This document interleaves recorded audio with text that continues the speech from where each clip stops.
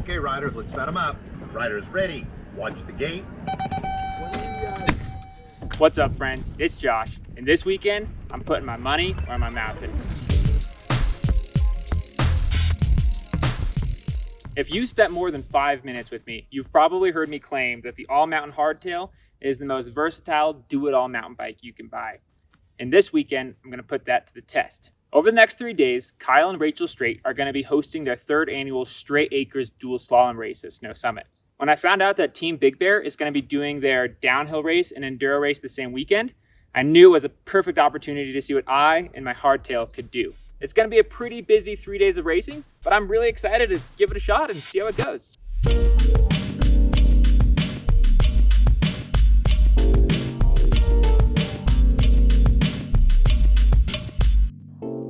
My wife and I pulled into Snow Summit around 9 o'clock on Friday morning. First things first, I had to replace my derailleur, as my clutch had been going out over the last couple weeks. When I got there, I found out that I also had a flat, but thankfully, a sealant refresh patched things up real quick and we were good to go. Or so I thought.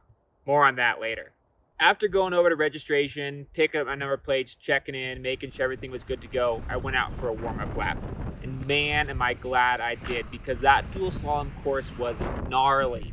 I grew up racing BMX semi-regularly, so I thought the transition into dual slalom would be pretty stress-free, but boy was I wrong. This was a whole nother beast. The flat corners and the super tight technical rhythm sections were nothing like the long, fast, stretched out BMX tracks that I grew up with.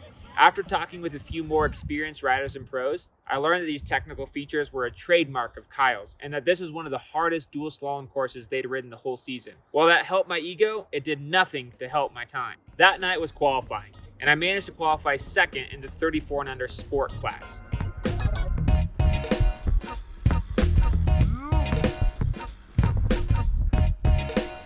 That little roller thing right there. Got all the pros and Right. find the bright line around it, and I didn't almost fall, but got super scared. Again! Saturday was the big day. The day began with a 3-stage enduro race. My legs were feeling pretty good, and I knew the course well. On top of that, the Hardtail crew showed up strong, with 6 racers in the Hardtail class. But as I started warming up, I quickly noticed a problem. Remember how I told you I replaced my derailleur earlier on Friday morning? Well, I decided to replace the chain too, as it was about 6 months old, and I was nervous after having removed it a few times that it might break in the race. Turns out the new chain did not get along with my mildly worn cassette and was skipping regularly under pedaling load. This was a problem as the first enduro stage had a lot of real pedally climbs. If you listen on the recording, you could hear my chain skipping over the cassette, and you can hear my exasperation as I finally get to the top of that big hill on the first stage. Oh, fuck.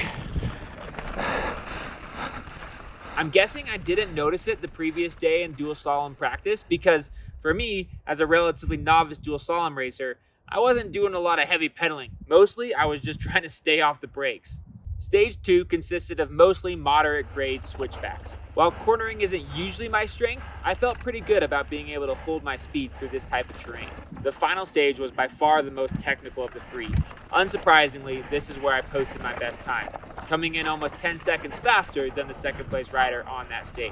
At the end of the day, I was 2 seconds off the fastest pace in the second stage, but a whole 25 seconds off the pace of the first.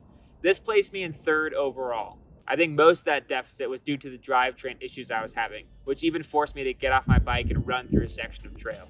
Regardless, I was stoked to finish on the podium, but walked away with an important lesson. Avoid any unnecessary changes the day before a race. Yeah.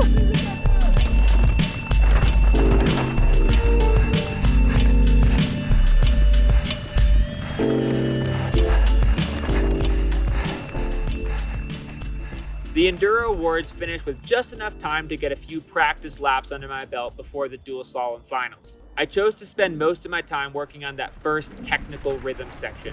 I chose to double the first 2 rollers and then try to stay low and fast the rest of the way through. It was the single roller between the 2 tables that was giving tons of riders issues, amateurs and pros alike. Most of the fastest riders chose to double off that roller and onto the last tabletop. But that was something that I did not have the speed or pop to be able to do. As it turns out, my practice strategy worked pretty well, and I was able to stay neck and neck with the first place qualifier, Brock, throughout that whole first straight. But sadly ended up losing a lot of time throughout the rest of the course and ended up finishing about a second and a half behind him on both sides of the track. Now, would those results have been different if I would have practiced the whole track instead of just the first straight? Maybe.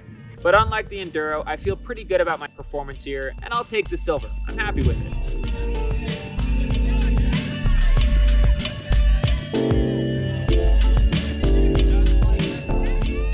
And with that, Saturday and the 2 races I had the most stake in were over. The last race of my trifecta would be Sunday at 10:30, and that was the downhill race. Now, while my bike wasn't the most suited for the downhill, I was actually really excited for this one because my wife, Wendy, was going to be racing with me as well. Now, unlike most sanctioned downhill races, there actually wasn't a hardtail class. So I chose to enter Cat 3 or beginner, just because as much as I love the hardtail, it's really not designed to be able to take a highly technical downhill course at high speed super well.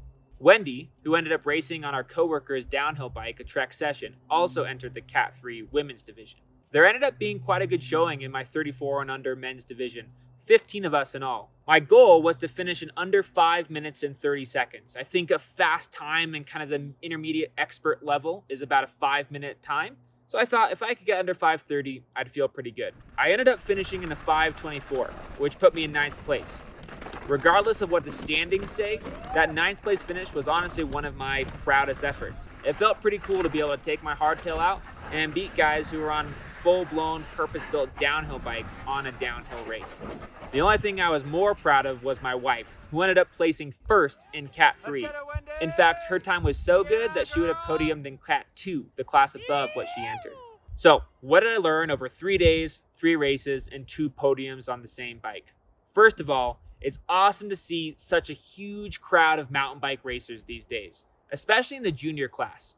My dad's an avid cross-country racer, and I remember as a kid, I'd occasionally go and race with him, and there'd be, 4, 5, 6 boys my age racing. Nowadays, it seems like there's more kids than adults, and that's really cool to see.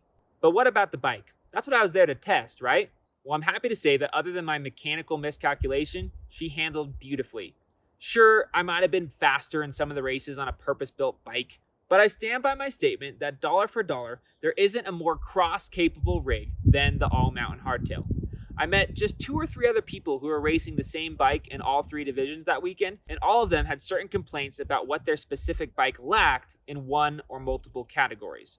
For instance, if someone was on a 29-inch Enduro, they really hated the way it felt on the dual slalom track. I'm stoked to have done well in all 3 races, but to be honest, I'm even more stoked to have them behind me.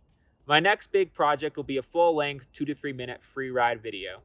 Freeride has always been a bigger passion for me, and I'm super excited to see what I affectionately call my dirt jumper with a derailleur can do. In the meantime, stay tuned for more mountain bike and van life content, and as always, we'll see you on the trail.